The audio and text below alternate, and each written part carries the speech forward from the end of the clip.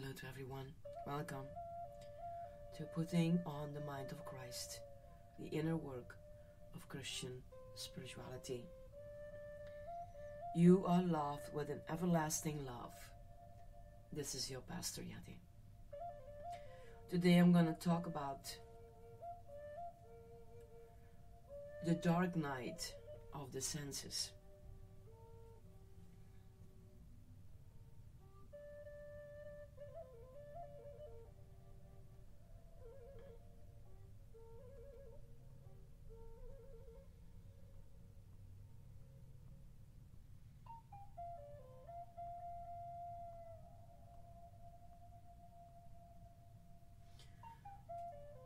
The spiritual transition between the psychic level of consciousness and the next level, the subtle, is the dark night of the senses. This is the name given to this passage for hundreds years ago by John of the Cross, 1542, and died in 91. A religious reformer and friend of Saint Teresa of Avila. Considered by many to be one of the finest poets in the Spanish language, he was also the author of major works on mystical theology, such as The Dark Night and The Essence of Mount Carmel. I encourage you to read and study these books. It's a masterpiece. Because my personal experience of this transition was so close to John's, not in externals, but in inner experience. And as I don't think I can improve on his descriptions of this inner passage, I use John to describe the spiritual initiation. I follow St. John in using the 7 deadly sins to portray the faults and neuroses of even those professionally spiritual persons whose awareness has risen to this level.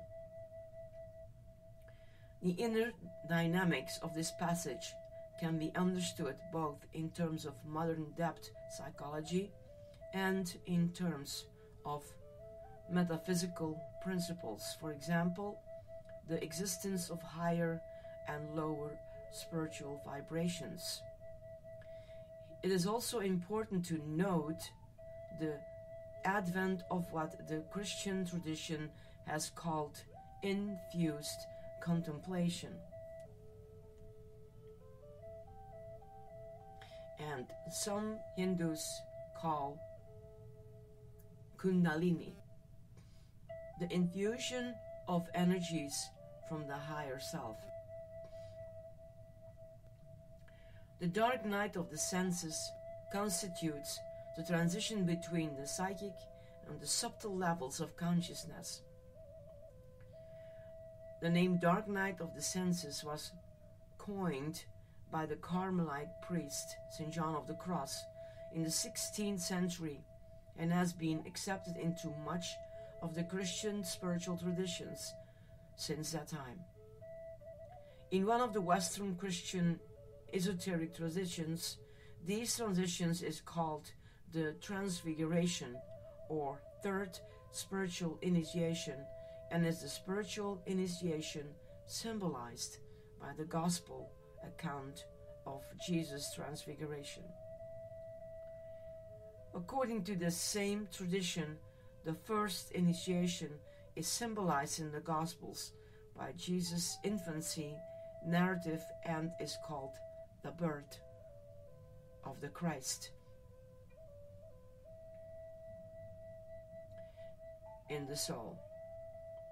The first initiation involves the mastery of the body and of sexual and survival economic urges. The second initiation, according to that tradition, is called baptism, as symbolized by the Gospel account of Jesus' baptism, and involves a mastery, civilizing of the emotions.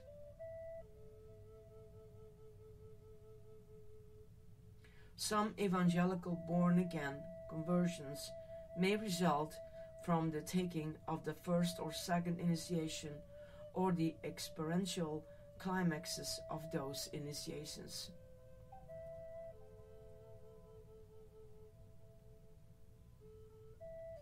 John of the Cross is rightly esteemed because he was the first person in Christianity to clearly describe the passage from psychic to subtle consciousness.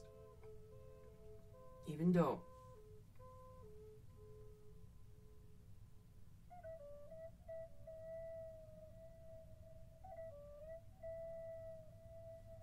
John of the Cross begins his map of the spiritual path somewhere in the psychic level. He called the psychic level the state of beginners, whom he defines as those who practice meditation on the spiritual road, but who are not yet proficient or proficients.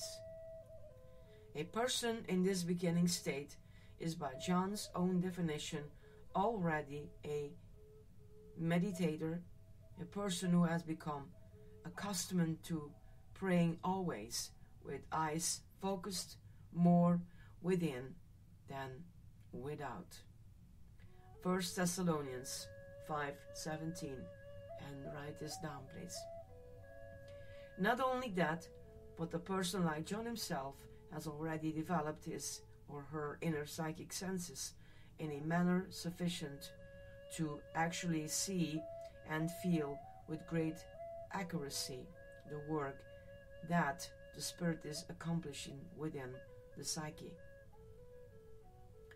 John notes that God nurtures and caresses the soul after it has been resolutely converted to His service.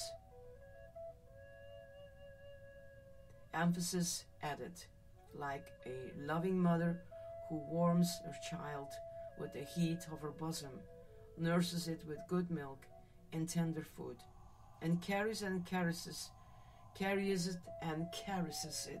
in her arms. He says that the person begins to experience intense satisfaction in the performance of spiritual exercises, because God is handing the breast of His tender love to the soul, just as if it were a delicate child. The soul finds its joy, and therefore, in spending lengthy periods at prayer, perhaps even entire nights, its penance are pleasures, its fast happiness.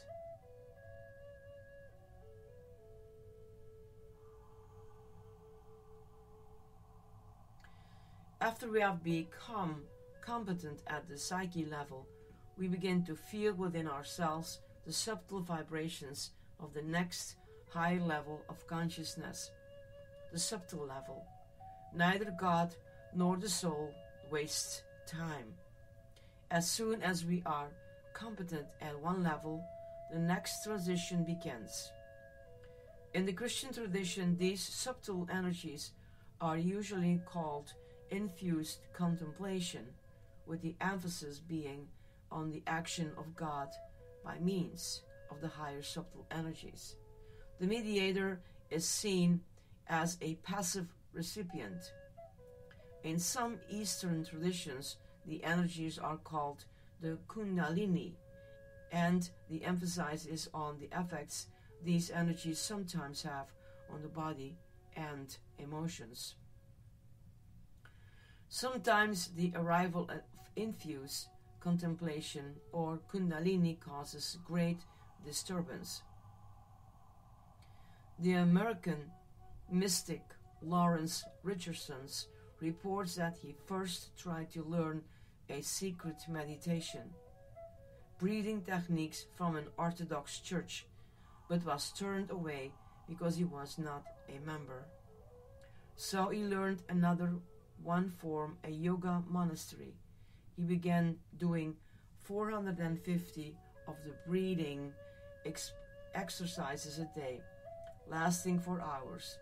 He reports, "The spirit would flow into my heart and start burning, and I couldn't get it to stop. The burning would proceed into my lungs, and I could not take a deep breath for days, let alone to the breathing exercises. In about a week, the spirit would dissipate. This happened to me 6 times that year. I had read that by adding clarified butter to one's diet, it would help with the heat. So I wrote a yoga monastery. The abbot called me.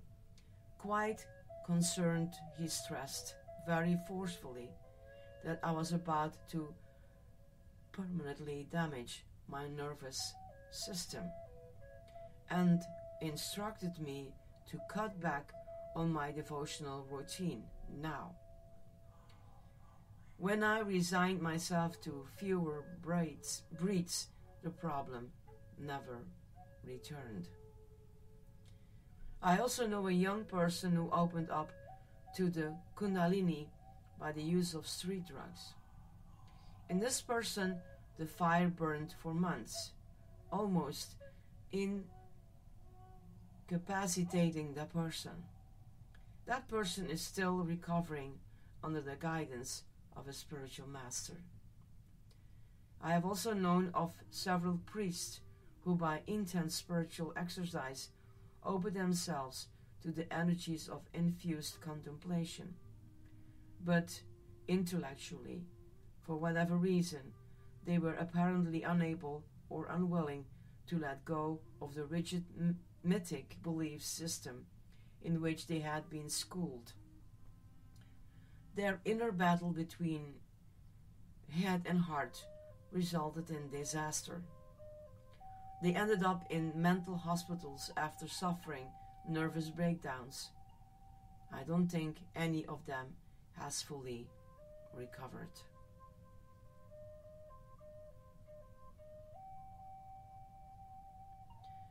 The contemporary Indian spiritual master Sri Sri Ravi Shankar has introduced many Americans to a special breathing exercise that Spirit gave to him. But he prohibits people from doing the exercise on their own. They must be done in a group.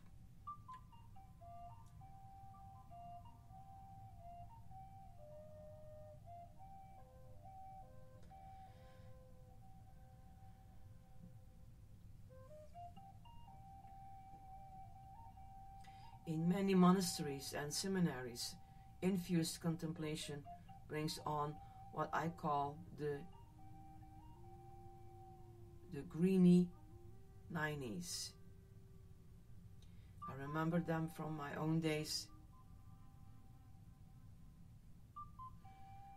And this is a story that this person tells us, that he has that experience when in his time in the monastery. People get very high on the spiritual energies and often very silly. They go about for days with smiles permanently affixed to their faces. As John of the Cross notes, meditators sometimes mistake these initial highs, which traditionally Christian spirituality called consolations, for genuine spiritual bliss.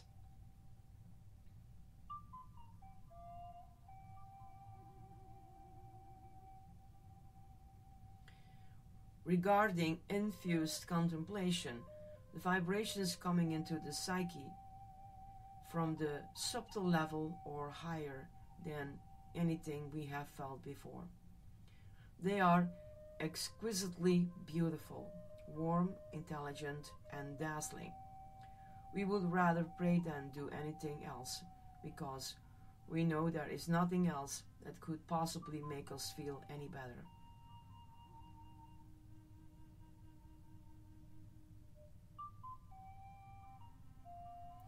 The subtle energies are so delightful that we may be high on God for hours or days on end, easily praying all night. Excuse me, as John said. It is not enough, however, to feel these vibrations when at prayer. To move into the subtle level of consciousness, to live there, is the goal the Spirit has in mind for the mediator. This cannot be done without healing and transmuting a susceptible part of our deeply and most often unconsciously held negative emotional and mental vibrations. That is because these negative vibrations literally weigh us down, making us spiritually unable to advance into the higher subtle realm.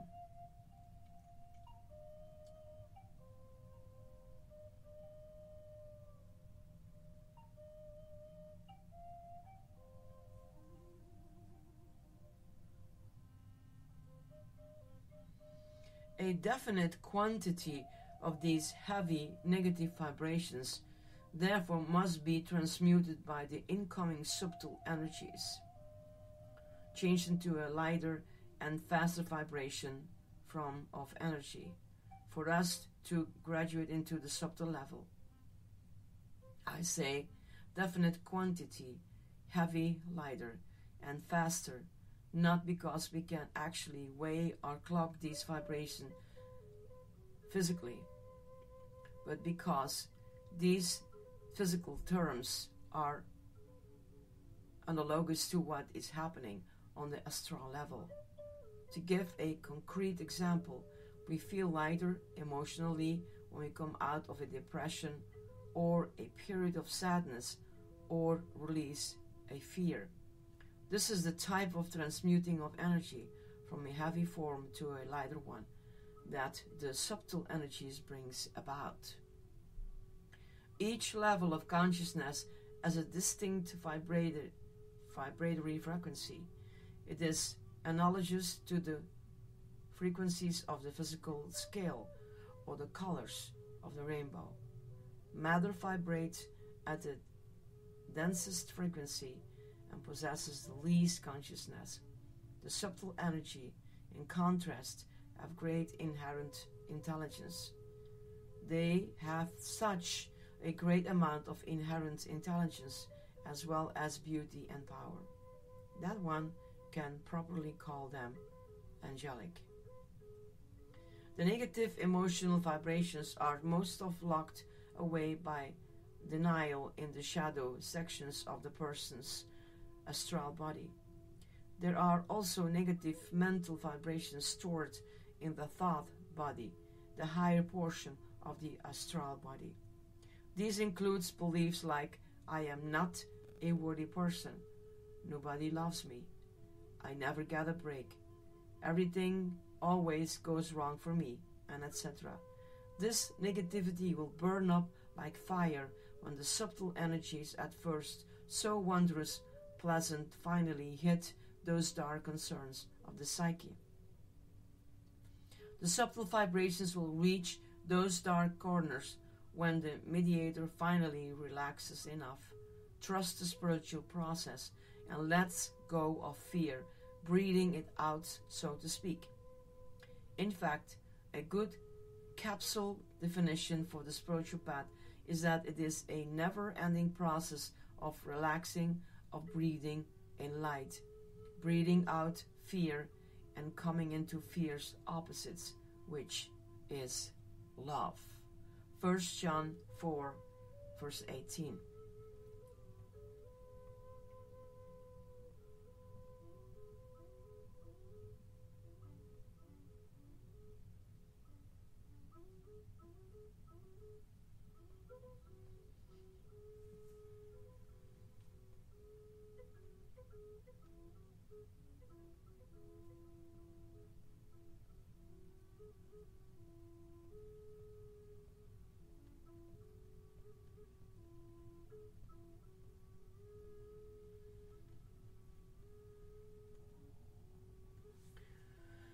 So bear with me, it is still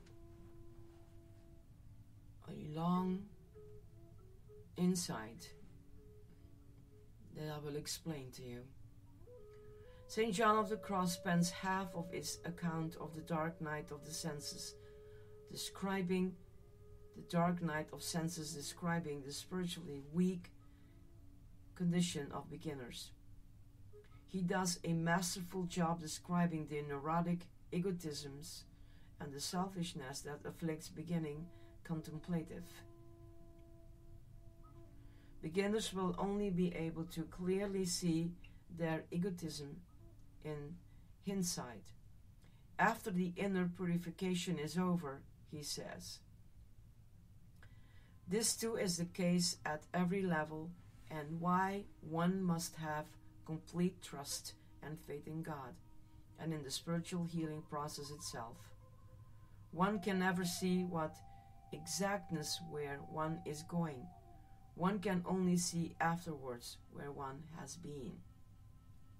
Keeping in mind that St. John was writing primarily for monks and nuns, what he says is nevertheless applicable to serious Christian meditators.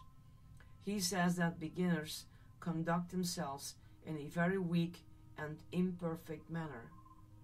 Regarding their spiritual pride, he says, their motivation in their spiritual works and exercise is the consolation and satisfaction they experience in them, and that they develop a somewhat vain, at times very vain, desire to speak of spiritual things in others' presence, and sometimes even to instruct rather than be instructed.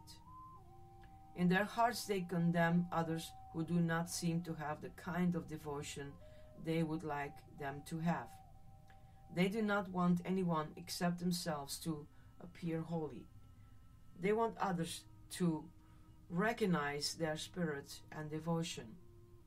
They search for a spiritual director who will congratulate them and be impressed by their deeds. John further says, they are often extremely anxious that God remove their faults and imperfections, but their motive is personal peace rather than God. Regarding their spiritual greed, John says they never have enough of collecting spiritual books, maxims, pictures, and objects. They become attached to all sorts of spiritual paraphernalia.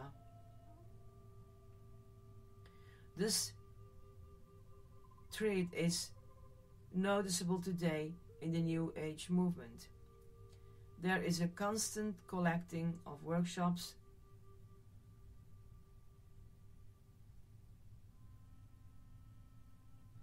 paraphernalia, and books, a constant dabbling in every sort of healing and religious tradition, a perpetual shopping for the guru who give one effortless and instant enlightenment.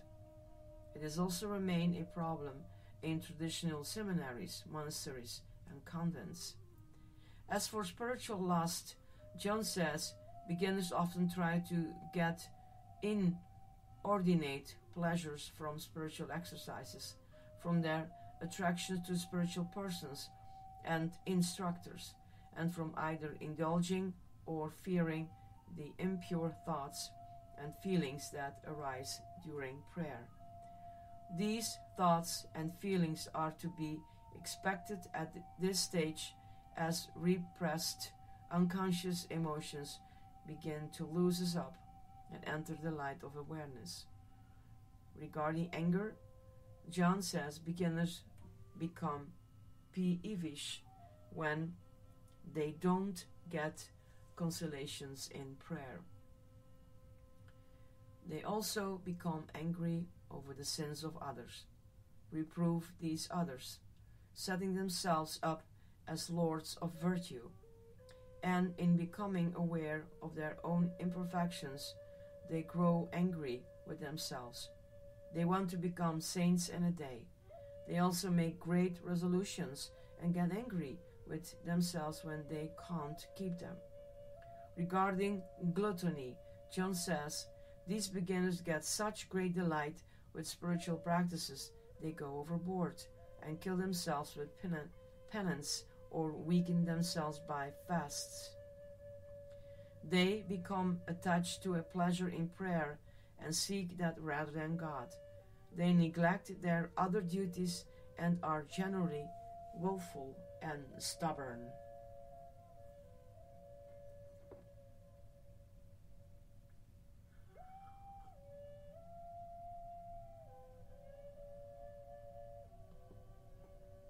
Finally, with respect to envy and sloth, these people are sad when others progress ahead of them. They try to criticize their betters and bring them down, and they grow weary of spiritual exercise if there's not getting some kind of high out of it. All of this egotism, John says, will never be conquered by the spiritual efforts of these beginners. That is because their spiritual athleticism is always something they are doing, rather than what God is accomplishing in them. Even at this relatively high level of human consciousness, with people which are devoted to a life for God, the seeker is still caught up in the selfishness of what John calls these trivialities and childish ways. All this will end when the higher subtle energies encounter the person's deep-seated negativities that, so far, the person has hidden even from himself. As John says, no matter how earnestly beginners in all their actions and passions practice the mortification of self, they will never be able to do so entirely, far from it, until God accomplishes it in themselves passively by means of the purification of this night. When the subtle energies come in and the dark night of senses begins in earnest, the person now able to feel psychic events will often experience psychic pain, especially if her emotional woundedness is deep and if there is unconscious resistance, of which there normally is a good deal. On the positive side, this transformation will release the creative energies that have been used up until then to repress those parts of self the person here thereof judged against, usually parts of the self involving aggression and sexuality.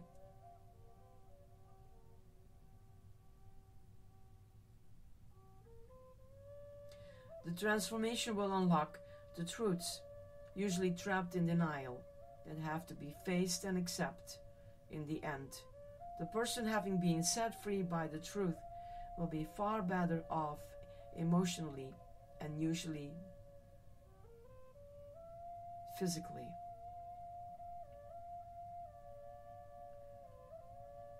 To the extent these negative vibrations are already in the process of being cleared by manifesting in the etheric and physically bodies as diseases, disease being one way to cleanse the psyche of them. The advent of the subtle energy flow may have pronounced effects upon persons' physically health, ultimately for the better. The higher energies will usually clear out the most life-threatening energies first, following in order by the progressively less threatening ones.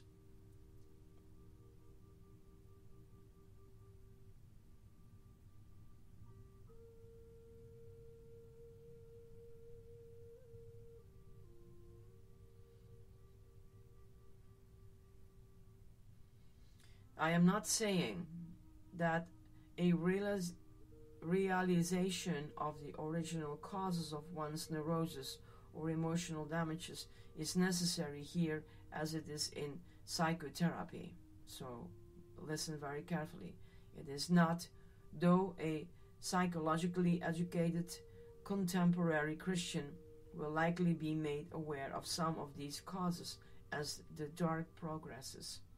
One of the great values of this natural psychotherapy is that the causes of the inner negativity need not even be considered any more than we'd go through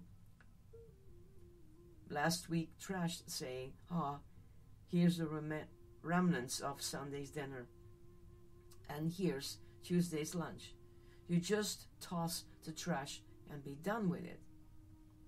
The night surpasses psychotherapy not only because it cleanses us of even emotional damages we know nothing about, but also because it is a much more thorough-going cleansing. But before the healing comes the pain. John says a person is plunged into such darkness that they do not know which way to turn in their discursive imaginings. There is extreme aridity of spirit. Nothing the person does, including any kind of prayer or spiritual exercise, gives emotional satisfaction. There is only a deep inner anguish that is with a person 24 hours a day and for months on end. The aridity may also be accompanied of times by depression, but unlike the cause in normal depressions, the person is always aware that the depression and the aridity are a healing work of spirit.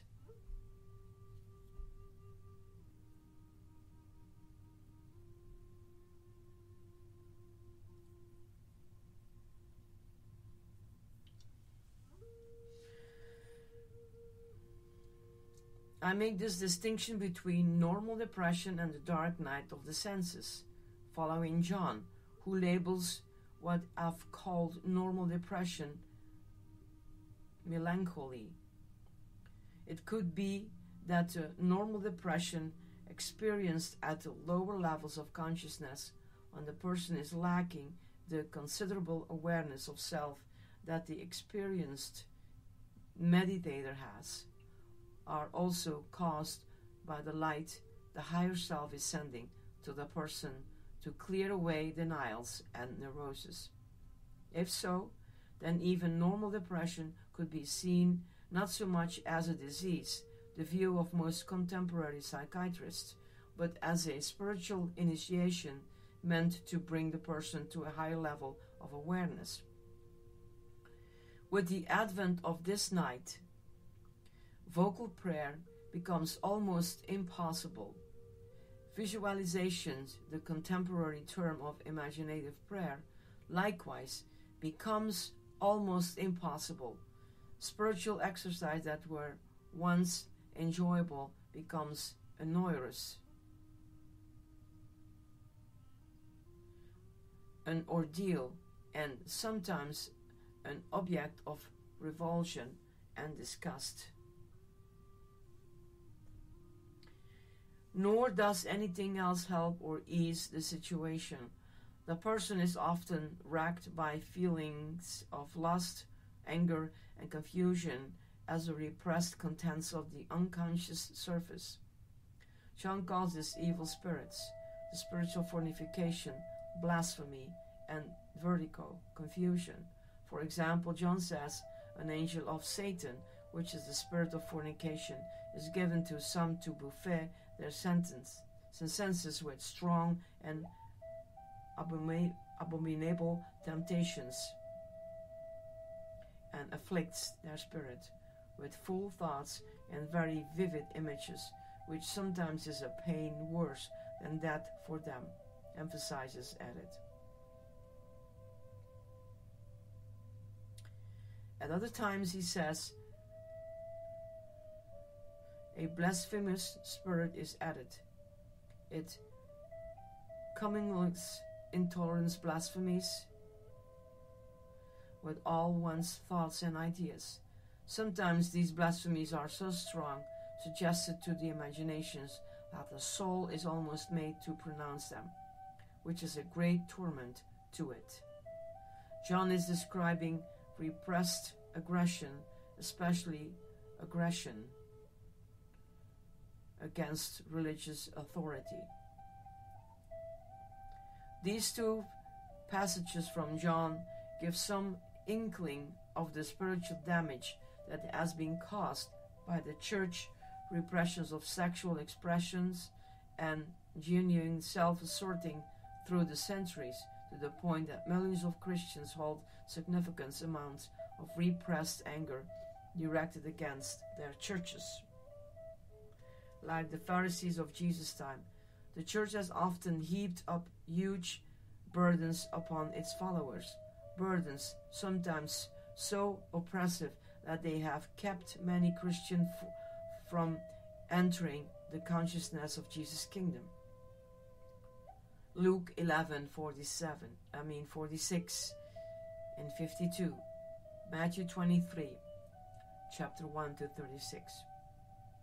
In the church defense, however, the consciousness of a mythic level person, and even more so than that of a person at the tribal magical animates level, is close to and heavily conditioned by matter and its forms.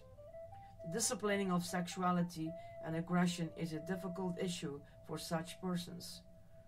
Only at higher levels of consciousness do both sexuality and aggression become servants to be used in the pursuit of awareness.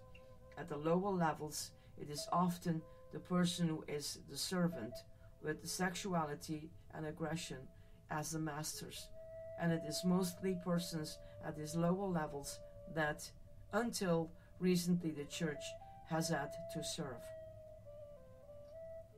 John says that the third negative spirit, the spirit of vertigo or confusion, fills a person with worries and scruples of all sorts, and the person often gets so emotionally upset that no amount of rationalization or consoling by others is of any help. It is true that most mediators judge their repressed negative emotions, including those involving sexuality and aggressions, as demons and evil. In that sense, John is merely being descriptive of their judgments and of his own as he went through this transition. It is also true that these repressed emotions are evil, both in the sense of being unbalanced and because they have been, up until now, the cause of the person's unconscious negativity and negative behaviors.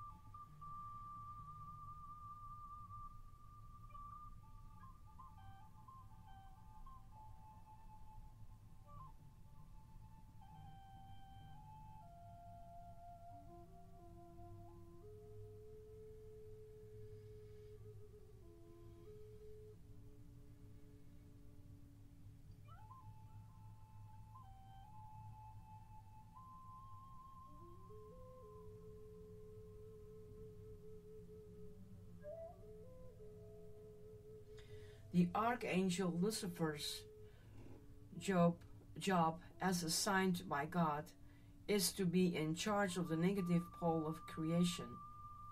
From Lucifer emanate the dark forces.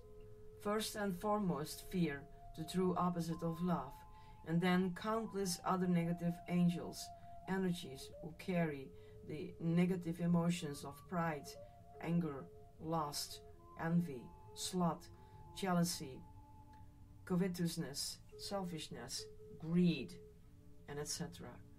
These energies are negative, but each of these emotions is essential for the evolution of human consciousness into the wholeness of Christ consciousness. If they weren't, God would not have created them, nor would God continue to hold them in existence. It is best to show compassion, not fear, for all the dark forces. They are just doing their jobs. Send them love, and they will either be transformed into the light, or if they fear the light you send them, they will go away. The dark angels, like the angelic energies of light, are intelligent. They also each have a kernel of truth, light, at their core. That is why Lucifer's name means light bearer. They too can be transformed into light, and the truth they hold released.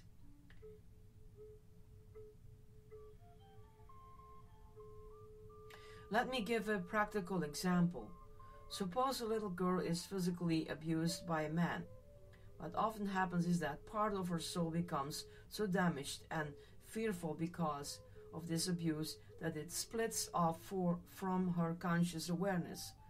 The girl now has little conscious remembrance of what happened and or of the terrible feelings that accompany abuse. You could say, if you want to picture these or speak methodologically about it, that an angel of Lucifer, a demon of fear, had seized control of that part of the girl's soul. Whether or not the demon may have a separated identity of its own is not at all important. From now on, the unknown to her consciously, a demon of fear is in her. But that demon is just doing its job, which is twofold. First, the demon protects her from further abuse. You can be sure that if that little girl, even decades later, as a grown woman, comes across a man with abusive energies, which is very likely since fear magnetically attracts what is feared, the fear inside her will cause her to pick up on the man's energies, to be aware of those energies and her own fear of them, and will perhaps cause her to flee that man. Second, by sealing that part of the girl's soul off from the rest of her psyche and conscious awareness, the demon allows the rest of the girl's psyche to function so that she can live a relatively happy life. That split off part, however, usually causes some problems. The hurt little girl inside the woman may have concluded that all men are abusers. Because of the little girl's fear and this unbalanced conclusion, the woman, perhaps to her great frustration, may fail whenever she tries to establish a lovingly intimate relationship with a man. The woman is also cut off from the spontaneity and innocence she had when she was that little girl. Worst of all, the woman can end up being an abuser of children herself. Research shows that child abusers in virtually 100% of cases have been abused as children themselves. The worst part of denial, the inability or refusal to face our own inner pain, is that we often end up doing to others exactly what was doing to us. Eventually, the soul will want to heal that dark part and reunite it with the rest of the soul. It will usually do that by making the girl a woman, conscious that she has that fear, perhaps by psychotherapy, meditation, by magnetically attracting another man with abusive energies, or perhaps by exploring the feelings behind her own abusive behavior. Once the fear is conscious, the demon of fear can be thanked for its work, and the truths it held, an awareness of energies of abuse, and awareness of what it is like to suffer abuse, can be made forever a part of that woman's soul experience.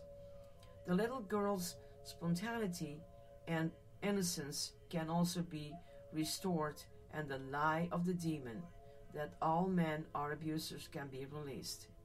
Whatever the nature of demons one encounters during this spiritual passage, there is no need to condemn them, fear them, or run away from them. The terrible psychic pain of this transition is caused by resisting the unlocking these repressed parts of self, letting go of fears, and owning truths.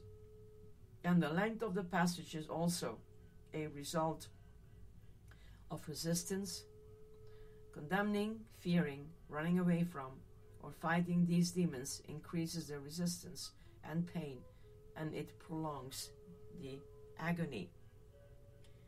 The mediator should stop the judgments and look upon these damaged parts of the soul and any negative spirits that may be attached to them with compassion.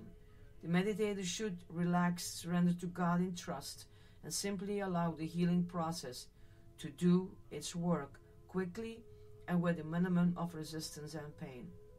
Normally, however, this is advice more easily given than heeded by the person desperate to maintain his or her social and church-approved image of being a good person. As John says, the encounter with the demon is a grave torment, and sometimes a pain worse than that, because it is profoundly embarrassing and humiliating to the person who took pride in his or her goodness. The last thing we want to admit is having inner demons of any kind, let alone showing compassion for those damaged parts of ourselves. As John indicates, what is learned from this encounter with the shadow side of oneself is first, humility, and second, the beginnings of some real compassion for oneself and others. Up until now, at least unconsciously, we took great pride in our spiritual and creative achievements, as opposed to all those sinners, atheists, and others out there. Until now, to be honest, we secretly supposed God must be very pleased with us. Perhaps, like Jesus' disciples, imagining we were already worthy to sit at the Lord's right side. The night is a rude awakening, exposing to our conscious awareness, and often even to others, those demonic parts of ourselves we've been schooled by parents, church, and society to keep under wraps. Having finally begun to thoroughly confront our own inner demons, we are no longer as quick to judge and look down upon others. We realize that our goodness is not ours at all, but a gift like all else from God, who, as Jesus said, is the only possessor of goodness. Before this time, we were capable of real compassion only occasionally, usually, as Jesus said, only for family, friends, or co-religionists. We were still incapable of compassion in an ongoing, comprehensive, universal sense.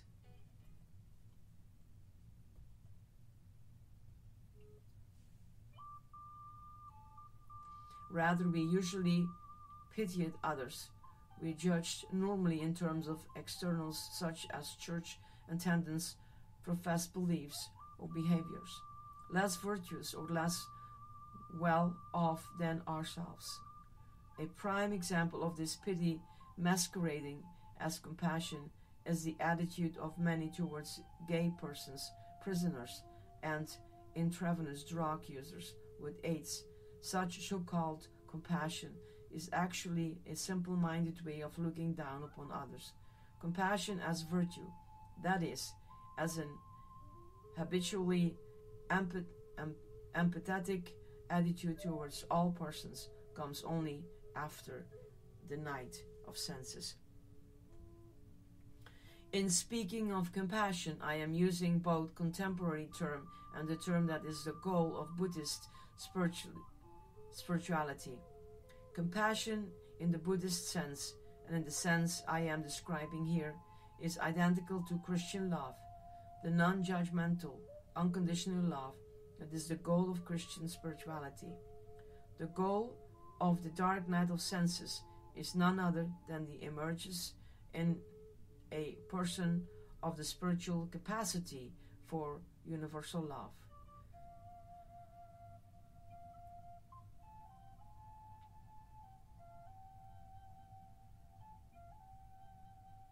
Our heart center, the focal point of astral body, opens up after having been virtually closed since childhood by a host of fears. In transforming these fears, we at least begin to know what love means and generally start to love the way Jesus did. This dark night of senses can go on for years and often does, because of all the negativity that is being transmuted by being released into conscious awareness. All sorts of negative things tend to occur in our other lives.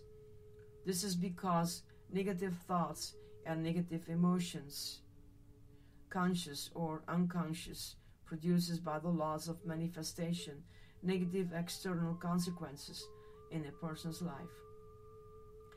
This has always been the case, of course, but we may now finally become consciously aware of the fact of these outside mirror reflections of our inner world are carefully examined. They will usually shed much light on the types of emotional imbalances being healed within.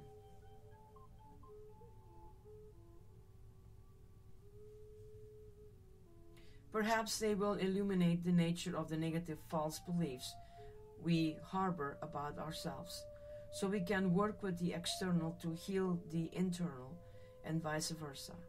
And we can use dream work to check our progress with respect to both. Some people will also benefit from psychotherapy during this night. Thus we begin to learn the art of always being aware of our thoughts and feelings in dialogue with external circumstances. This is a skill that can be sharpened by journal keeping and or dream work, and one that will serve us in good stead as we go further on the spiritual path. Another reason why it becomes increasingly important to discipline one's thoughts, and especially speech from this point on, is that our power to affect the other world by thoughts and speech grows exponentially as we ascend the levels of consciousness. James 5:16. We must become much more responsible for watching what we think and say, lest we damage our own lives or the world itself. We need to take full responsibility for the increased voltage of our manifestational ability. Jesus, emphasizing this point, said, "I tell you this, on the judgment day, everyone will have to give account of every useless word he has ever spoken." Matthew 12:36. Remember, useless word he has ever spoken. Remember,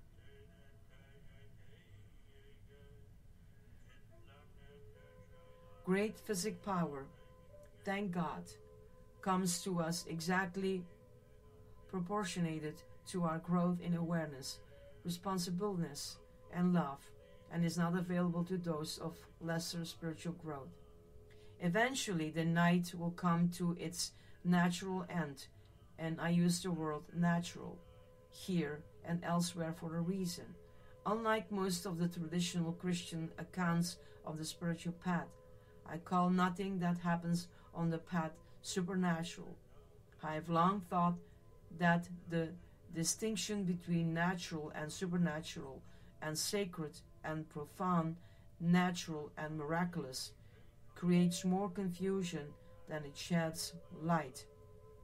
There is some practical usefulness in distinguishing holy water from regular water, or sacred places from the non-sacred, but there is nothing in God's universe that, in the final analysis is not holy or sacred. If we prefer, we may call everything that occurs in the growth of human consciousness or consciousness in general supernatural, that is the product of God's grace. Or, if we have a mental bent more like modern science and the Buddhist, we may call it all natural. Or again, following the incarnational theology of the early church councils, we may call it both natural and supernatural at the same time. What is not correct is to label some things and events as natural and other things and events as supernatural, as we so often do. This is an error often further compounded when we mean by supernatural some sort of magical divine intervention. With the national end of the night of senses, as John puts it, we will find our house being now all stilled. Our consciousness will then pop up to next level, that of subtle consciousness, to which we now turn. So, that is for tomorrow.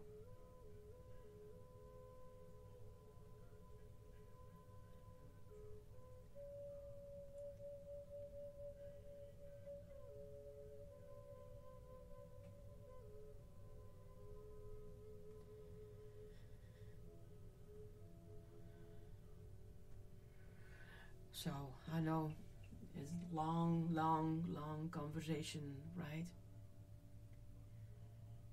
But please, take it very serious. We open up here a very deep spiritual path. And it will not be clear tomorrow. Let us be guided by the Holy Spirit in all that we do.